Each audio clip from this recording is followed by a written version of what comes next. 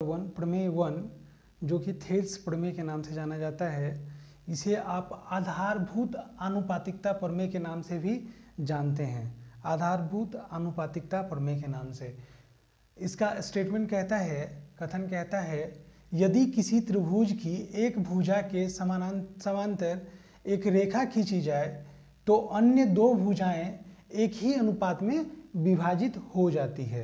मान लिए कि त्रिभुज ABC की एक भुजा BC के समानांतर रेखा DE खींचा गया है, DE खींची गई है। AB तथा AC को क्रमशः D तथा E बिंदु पर काटती है। अब हमें सिद्ध करना है इसमें कि जो इसका जो अनुपात है, भुजाओं का जो अनुपात है, दैट इज AD अनुपात DB इक्वल्स टू AE अनुपात EC। ये आपको साबित करना है। तो इसके लिए सबसे पहले हम लोग रचना करते हैं। D से C को मिलाइए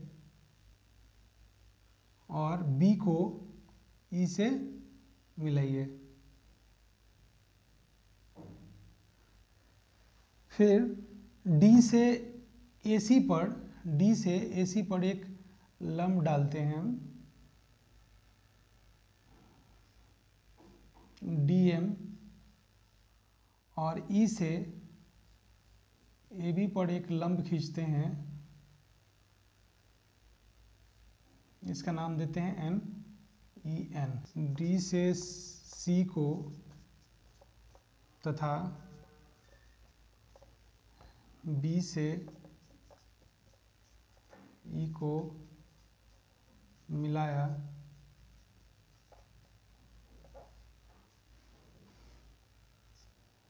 फिर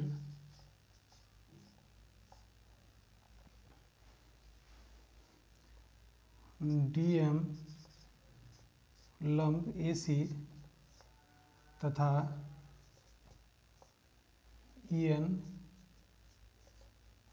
लंब AB खींचा,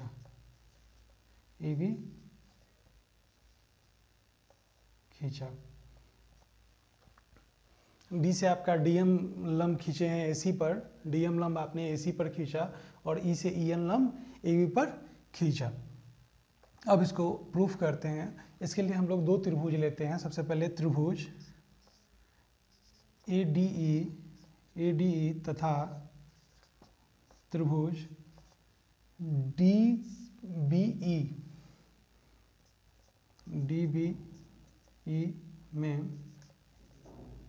DBE में त्रिभुज ADE का क्षेत्रफल, ये हम लोग पढ़े हैं, हाफ गुना आधार गुना ऊंचाई होता है।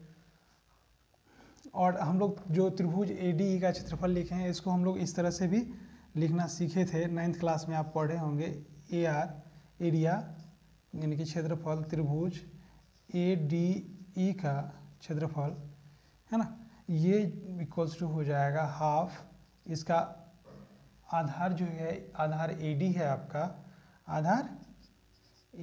आपका, और इस पे लंब जो है आपका EN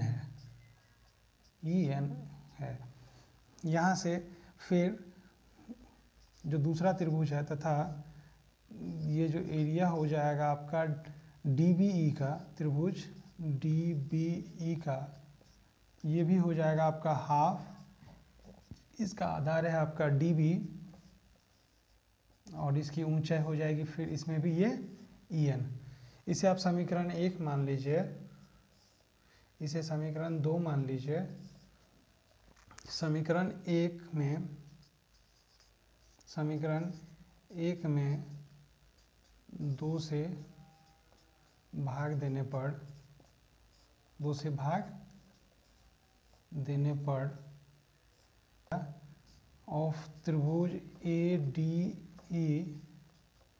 ये इक्वल डिवाइडेड बाय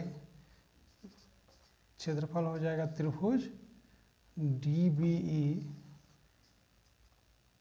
का ये बराबर हो जाएगा, ये बराबर हो जाएगा आपका half into AD into EN, जो आपका ADE का क्षेत्रफल है, AD इंटू EN, और ये भाग में हो जाएगा आपका half into DB into EN। यहाँ से देखिए ये हाफ हाफ कैंसिल हो जाएगा, है ना, और ये जो है आपका EN भी कैंसिल हो जाएगा, EN भी कैंसिल हो जाएगा। तो यहाँ से आपको बच जाएगा AD डिवाइडेड बाय DB, है ना। इसे हम लोग समीकरण 3 मान लेते हैं, इसे हम लोग समीकरण 3 मान लेते हैं, ठीक है। फिर हम लोग देखते हैं त्रिभुज इस साइड में ADE, त्रिभुज ADE तथा त्रिभुज DEC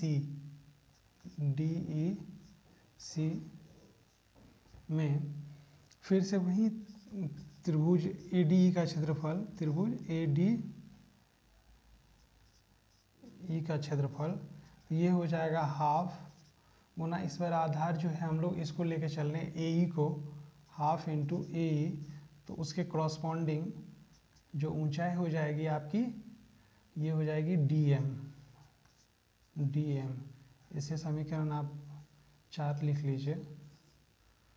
फिर त्रिभुज जो आप लिखे हैं DEC का क्षेत्रफल, त्रिभुज DEC का क्षेत्रफल, तो यहाँ से आपका जो है वो हो जाएगा हाफ गुना आधार आपका ये हो जाएगा EC इंटू ऊंचाई, इसके लिए भी जो आपका हो जाएगा DM हो जाएगा, DM। समीकरण 5,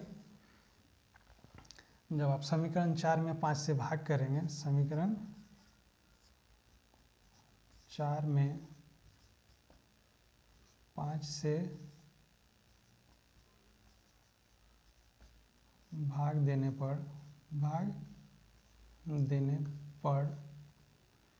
समीकरण 4 में 5 से भाग देने पर ये आपका हो जाएगा क्षेत्रफल त्रिभुज ADE का डिवाइडेड बाय क्षेत्रफल त्रिभुज DEC का,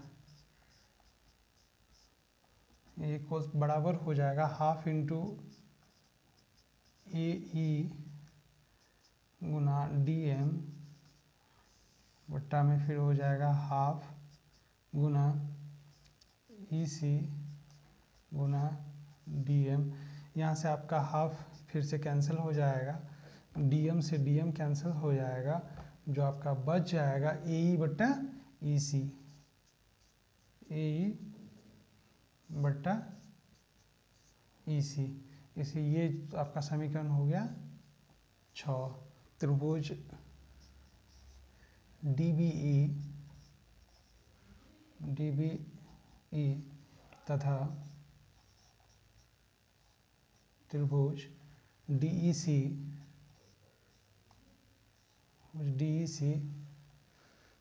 एक ही भुजा, एक ही भुजा DE तथा समांतर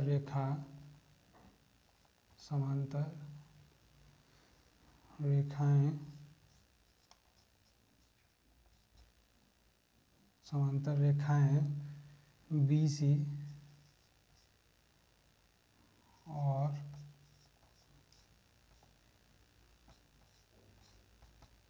DE के बीच